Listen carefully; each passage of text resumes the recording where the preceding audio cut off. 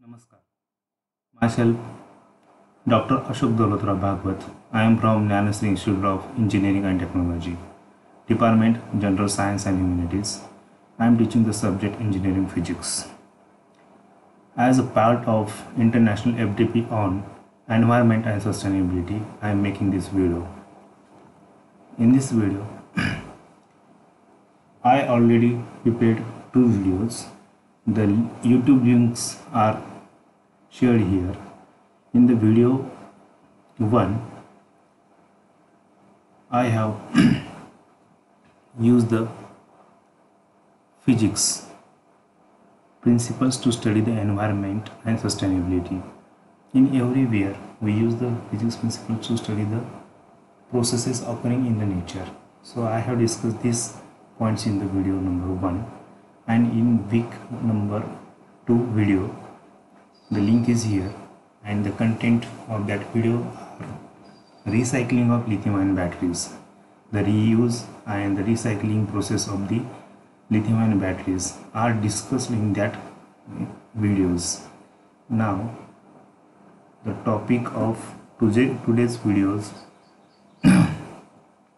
is the energy environment and effect of manufacturing process of the lithium-ion batteries. Before that, I will discuss the outcome of the videos of week number 1 and week number 2. We are able to understand the environment and sustainability by studying the physics principle and use of it to develop the sustainable mechanisms. Outcome number 2, understanding of the lithium-ion batteries recycling process and its reuse for sustainability. Outcome number 3, the development of sustainable mechanisms to save the valuable metals used in manufacturing of these lithium-ion batteries and the recycling processes. Okay. So in this video, we will discuss the energy environment economy and the effect of manufacturing of lithium-ion batteries with the greenhouse emissions.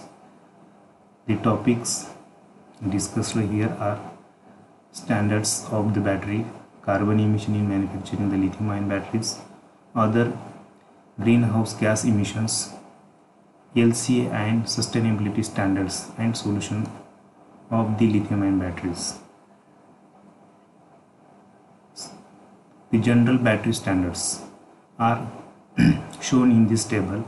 We can see here the standard number and the title of that standard number. Here we can see the ISO 9000 and 9001 and 2000. Also the ISO 14000, a series of environmental management system standards created by ISO. So these standards are the for production of the battery, use of battery, and the safety of battery, and their recycling, the products, waste management are discussed in these standards. The specific standards of the lithium-ion battery, these are the standard numbers and these are the titles of these standards. So this is related with the lithium-ion battery standards. Now we will discuss the carbon emission in the manufacturing of lithium-ion batteries and its carbon footprint. The 3 is process. In 3 process, the manufacturing of any lithium-ion battery, we require energy, environmental materials, raw materials, and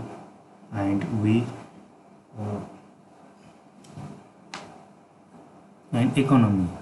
So first, energy is consumption through the electricity for production, then environment, in that atmospheric environment the NMP emissions takes place, then water environment, COD emission and NH3N emission in the production process takes place, then solid waste, that is domestic waste and ordinary industry waste, also the hazardous waste, and the economy fixed capital, the unit of investment for the production of the lithium ion batteries, and the variable cost which is required for the material, raw material. Then we will discuss the carbon emission in manufacturing the lithium ion batteries and its carbon footprint. In this process of manufacturing, the raw materials are used. To purify these raw materials, energy is required. The material production for the lithium ion batteries, through that the pollutant emissions and greenhouse emission takes place. Also, these raw materials used for the production of lithium ion batteries or the manufacturing of lithium ion batteries, also the energy is required, and some byproducts are there. Also, the pollutant emission with the greenhouse gas emission takes place. Now, how much amount of the emissions are takes place are assessed by the life cycle assessment given by the ISO standards of LIB products, and its carbon footprint means equivalent carbon emission takes place, CO2 emission takes place. So LCA is a kind of typical tool that can analyze the characterize the product, which can be used to research the whole life cycle process including raw materials, production, manufacturing, use and final deposition. The International Organization for Standardizations, ISO, state that LCA can be divided into 4 phases: goal and scope definition, inventory analysis, impact assessment and interpretation. As a bottom-up calculation method, LCA has been widely used in microanalysis with a wide use of LCA. A lot of softwares, for example, CIMA-Pro, Inventro, with the various database and calculation methods is developed around the world. LCA was used to analyze the environmental impacts of different LIB products. The functional unit of LCA is 1 gigawatt hour battery production, and CF, that is carbon footprint, is selected as the impact indicator. CF, carbon footprint, is a kind of measurement of carbon emission and has been recognized by many international communities, which is mainly used for the assessment of environmental impacts caused by the human activities. We consider the two cases. Basically, the high amount of battery production takes place in China. In China, the two case studies are there. According to that case study, the total carbon footprint for raw material production in two case studies is 100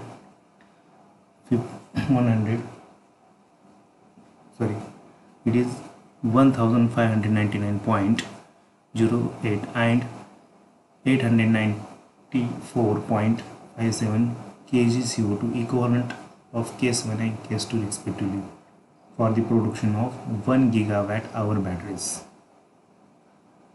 The carbon footprint of lithium compound is extremely high compared to the other materials for above two cases batteries, which is 785.97 for this case and 715.45 kg CO2 equivalent for the second case. Due to the scarcity of lithium as a resource, the acquisition of it requires greatly complicated processes with a lot of greenhouse gas emissions. The CFS, carbon footprints of the separator and graphite, is also higher than other materials because of high consumption in actual productions. We can see this in this graph. The NMP emissions. This is the carbon footprint. Lithium iron phosphate, the carbon footprint kg CO2 equivalent 780.97. for case 1. For case 2, 715.45. For case 1, graphite emission 163.07. For case 2, it is 79. In this way, the copper, foil, aluminum, nickel strip and separator. So this is the LPF is a battery case 1 and same is battery case 2. These case studies are performed in the China. Material used for the battery production and their cost. Some sustainability standards of LIBs. These are the materials used to production of the batteries and their percentage and cost per ton. You can see here in this table. This is the economical rate which is required for the production of the batteries. Sustainability standards and solutions for the LIBs. Some of the solutions and standards are here. Lithium-ion batteries pose some challenges for large-scale recycling, but they also present the sustainable opportunities. Recycling is relatively well developed for the components of the conventional vehicles. For example, about 99% of lead-acid batteries are recycled from the vehicles in the United States and other countries. Now China and other countries also recycle the lithium-ion batteries nowadays, but the rate is 50% only. The reuse and green decarbonization of LIBs is one of the method through which we can increase the reuse of the batteries. Here are some developments and the percentage emission of the CO2 in manufacturing processes. Okay, large electric vehicles, this is the range 18%. Battery, if this battery is used for second time, the manufacturing process is nil, and this CO2 percentage is in a minus 22%. Battery recycling minus 7% and 17%, here minus 4%. Projected grid decarbonization minus 17%, minus 27%. Greater battery energy density minus 10% to 15%, 6%. Okay, so this one is a sustainable development. One of the solution is that grid decarbonization offers a significant opportunity to reduce the impact of battery manufacturing. The emissions from the battery manufacturing are likely to decline significantly in the coming decades, especially with the use of cleaner electricity throughout the production cycle. A 30% decrease in the grid carbon intensity would reduce the emission from the battery production chain by about 17%. In addition to even greater saving in the use of recycled materials and battery chemistries with the lower carbon intensity could also reduce the emission in the manufacturing phase. Thank you.